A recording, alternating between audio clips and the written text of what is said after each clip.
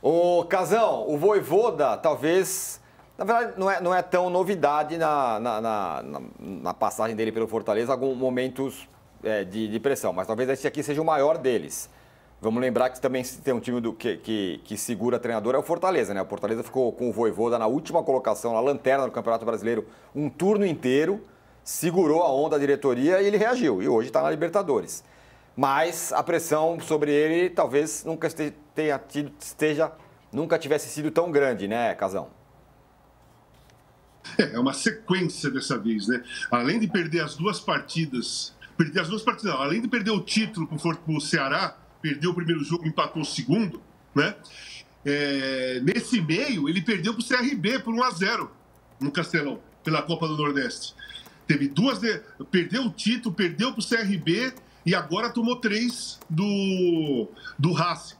Então, são 3 derrotas, né, de bastante peso para o time do Fortaleza, para a torcida do Fortaleza, que perdeu o título já é um peso enorme, né? O Ceará, tudo bem, tem a rivalidade regional, estadual e tudo mais. O Ceará subiu da Série B. O Fortaleza é time de Libertadores. Deveria se impor contra o adversário, contra o rival e vencer o campeonato.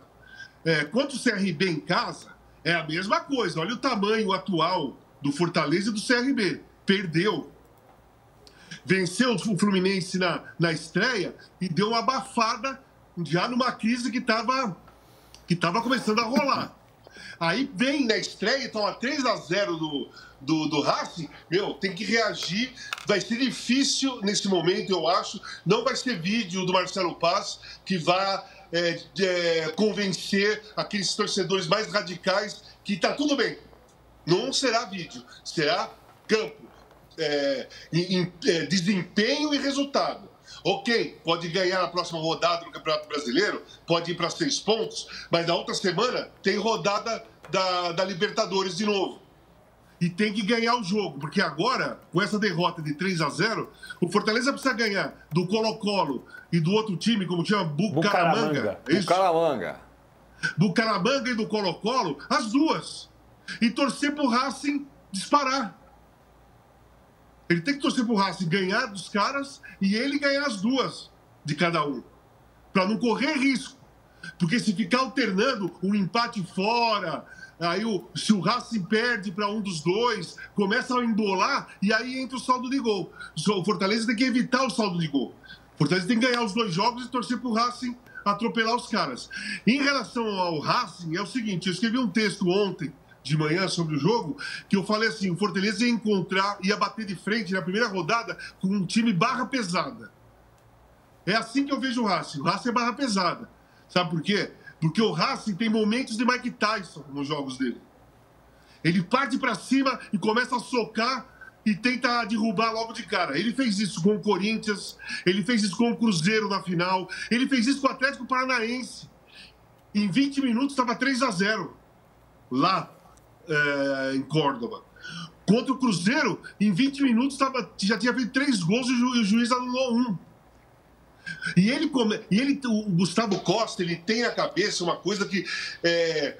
tinha um treinador que falava muito num time que eu jogava, que era o seguinte: é muito importante os primeiros 10 minutos e os últimos 10 minutos, que são os momentos que os times normalmente ainda não estão totalmente focados e concentrados no jogo. O início do jogo, começa o jogo, os times sempre tentam, vamos estudar o adversário e tal, e perdem e não estão ainda totalmente concentrados. Tocam a bola muito para trás, vê o que vai acontecer e tudo mais. É o momento que um time, se agredir, pode pegar o adversário de surpresa. E os últimos 10 minutos é aquele negócio. Ontem, estava 2-0 pro Racing. Fortaleza foi para cima, tentando empatar o jogo, tentando fazer alguma coisa, toma o terceiro, podia ter tomado 6. O segundo gol foi aos 8 minutos do segundo tempo. É aquele negócio. 8 minutos, você vencendo por 1-0, fora de casa, o que você imagina? O Fortaleza vai partir para cima. Nós temos que fazer o segundo gol para dar uma matada nesse ímpeto. É assim, o treinador deles, o Gustavo Costa, ele é muito estratégico, ele é muito inteligente nesse lado psicológico da partida, entender os momentos do jogo onde você pode acelerar e partir para cima, que tem possibilidade de você pegar o adversário desconcentrado. Sempre achei isso uma teoria perfeita para um jogo de futebol. Jogo de futebol são 90 minutos mais acréscimos. Nenhum time, nenhum jogador, é muito raro o cara entrar focado 100% e permanecer focado 100% o jogo todo. Normalmente o foco do jogo o foco real da partida começa aos 10 minutos do primeiro tempo para frente. No primeiro tempo, ele começa aos 10, vai até o final. Normalmente, o finalzinho do jogo, os jogadores perdem um pouco o foco, acham que não vai acontecer mais nada, eu acho que vamos esperar virar para o segundo tempo, ou vamos segurar esse resultado, ou o time que está perdendo vai com tudo para cima. E ele usa esses detalhes do tempo do jogo perfeitamente. Eu acho um grande time, hein? Eu acho um grande time o Racing.